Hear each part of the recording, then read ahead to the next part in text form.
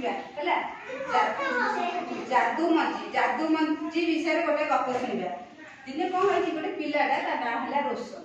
ତା ମା ତାକୁ ପଠେଇଲା ବଜାରକୁ। ପିଙ୍କି ରିଙ୍କି ଚିଙ୍କି ଏମିତି ତାଙ୍କ ମା ମାନେ ପଠେଇଲେ, କହିଲେ ଆଉ ଯାଅ ବଜାରରୁ ଗୋଟେ ସେଉ ଆଣିବାକୁ ପଠେଇଲେ। କହିଲେ ତୁ ଯା ବଜାରରୁ ଗୋଟେ ସେଉ ଆଣିବୁ। ଚିଙ୍କି ଗଲା ତାର ଆଣିବାକୁ, କହିଲା ମା ପଇସା ଦେଲେ, କହିଲେ ତୁ ଯା ସେଉ ଆଣିବୁ, ସେଉ ଖାଇବି। ସିଏ କ'ଣ କଲା ବଜାରକୁ ଗଲା। ବଜାରରେ କ'ଣ ଥିଲା, ଗୋଟେ ପିଲାଟା ତମର ଭଳିଆ ଛୋଟ ପିଲାଟେ, ସିଏ କ'ଣ ହେଲା ନା ମଞ୍ଜି ବିକ୍ରି କରୁଥିଲା, ଯାଦୁ ମଞ୍ଜି ହେଲା। ଯାଦୁଇ ମଞ୍ଜି ବିକ୍ରି କରୁଥିଲା।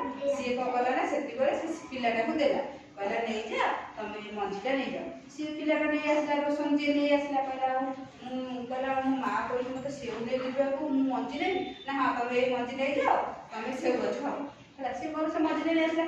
ତା ମା ଯେତେବେଳେ ତାକୁ ପଚାରିଲା, କହିଲା ରୋଶନ ଆଣିଛୁ ସେଉ ଆଣିଛୁ? ସେ କହିଲା ନାଇଁ ମୁଁ ସେଉ ଆଣିନି। ତାକୁ କେମିତି ହାତ ଦେଖେଇଥିଲା, ହାତ ଦେଇ ତା ମା ଦେଖିଲା ମଞ୍ଜି ଅଛି। ତା ମା ରାଗରେ କ'ଣ କଲା ନା ସେ ମଞ୍ଜିରେ ଫୋପାଡ଼ି ହେଲା।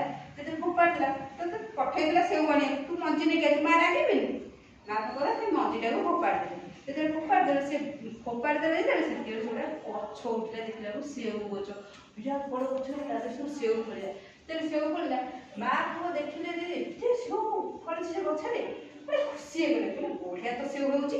ଦେଖିଲା ବେଳକୁ ମା ପୁଅଙ୍କ ଖୁସି ଦେଖିଲେ ନ ସରେ, ମାନେ ଏତେ ସେଉ ଦେଖିଲେ ନା, ମୂଳରୁ ସେଉ ନଥିଲା, ମାନେ ମଞ୍ଜି ପକେଇଦେଲେ ଏତେ ସେଉ ହେଲା। ମା ପୁଅଙ୍କ ଖୁସି ନ ସରେ, ଦେଖିଲେ ଏତେ ସେଉ। ଗପ କହିପାରିବ?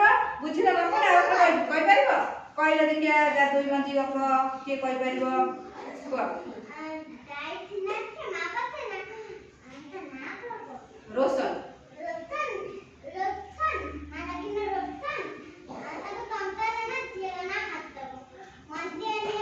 ସେଉ ଆଣିବାକୁ